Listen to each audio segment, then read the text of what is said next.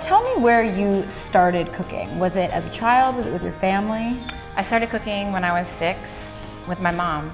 She owned a catering business and she is an amazing cook, and so it was a way for us to spend some time together. And what would you cook when you were 6? What could you cook?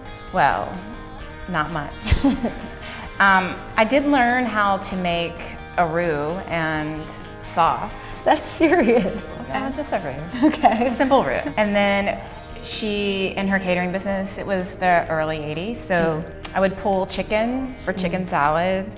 I didn't really get to cook a lot of things, but I got to have some tasks that were safe. And when did you finally start to cook on your own? Was it still with your mother? Was it as you got older? My first memory of cooking is making myself breakfast in the mornings because I've always been a really early riser. Right. And I remember the first time I was like, I'm gonna do something different today. And I got a piece of deli ham and I fried it up, and I felt like I had invented something that day. It was so funny.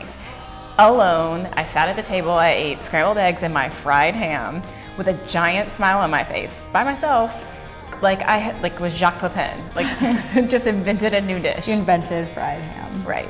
And then who were some of your culinary influences as you started down the path of being a chef yourself? I think that my biggest culinary influence, turning the corner from defining my own food and making my own way, is Frank Stitt. My mom got his cookbook for me for Christmas one year, and it was the first time, I didn't want to make Southern food because Southern food means fried chicken and collard greens to so many people, and those are great, but it wasn't, I wanted to make something a little more elevated, and it wasn't until I read Frank Stitt's Southern Table that I realized that you can elevate Southern food and utilize Southern ingredients in new ways. So it really changed the game for me and opened my mind in new ways.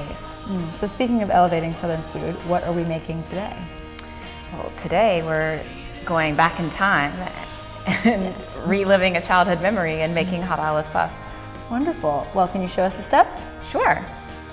So we're down in the kitchen at City Grit, and today we're gonna make some hot olive puffs. And the first step is to take the flour and the cheddar cheese and put it into the food processor that's fitted with the blade attachment. And we're gonna turn that on until it's combined. Then we're gonna add some paprika and salt.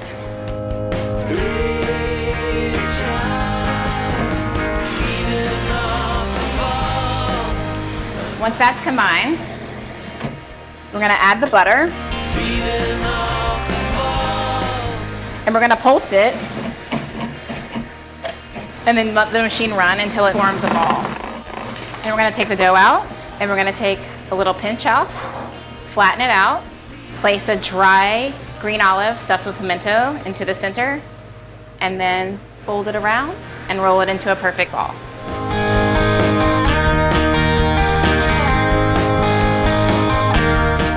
Now that we've rolled all the dough, we're gonna pop these in a 425-degree oven for about 5 to 7 minutes until they're puffed and brown. Thanks for watching. These are our hot olive puffs.